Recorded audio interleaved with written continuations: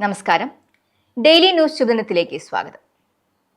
പ്രതിസന്ധികളോടുള്ള നമ്മുടെ ക്രിയാത്മക സമീപനം എന്താകണം? ഇന്നത്തെ ശുഭദിന ചിന്തയിലേക്ക്. ഡെയിലി ന്യൂസ് ശുഭദിനം നിങ്ങൾക്കായി അവതരിപ്പിക്കുന്നത് ജോയ ലൂക്കാസ്.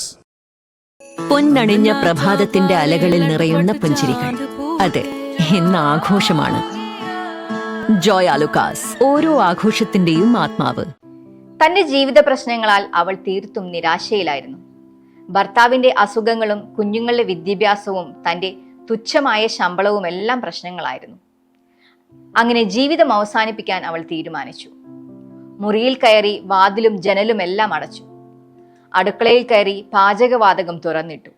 മക്കളെയും കെട്ടിപ്പിടിച്ചു കിടന്നു. പക്ഷെ റേഡിയോ ഓഫാക്കാൻ മറന്നു. അതിൽ നിന്നും പാട്ടുകൾ വന്നുകൊണ്ടേയിരുന്നു. എന്തിനാണ് നിങ്ങൾ സ്വയം സമാധാനം കളയുന്നത്?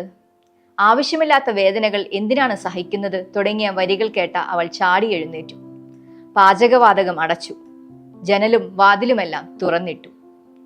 അപ്പോൾ അവളുടെ മനസ്സും തുറന്നതായി അവൾക്ക് അനുഭവപ്പെട്ടു. പരിഹരിക്കപ്പെടാനാകാത്ത ഒരു പ്രതിസന്ധിയുമില്ല. പ്രശ്നങ്ങളോടുള്ള സമീപനവും അവയെ കൈകാര്യം ചെയ്യുന്ന രീതിയുമാണ് മാറേണ്ടത്.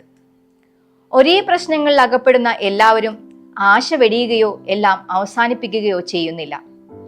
ഏതു പ്രശ്ന പരിഹാരത്തിനുമുള്ള ആദ്യപടി സ്വസ്ഥമായ മാനസിക നില നേടുക എന്നതാണ്. പിന്നീടാണ് വിശകലനവും വിലയിരുത്തലും നടത്തേണ്ടത്.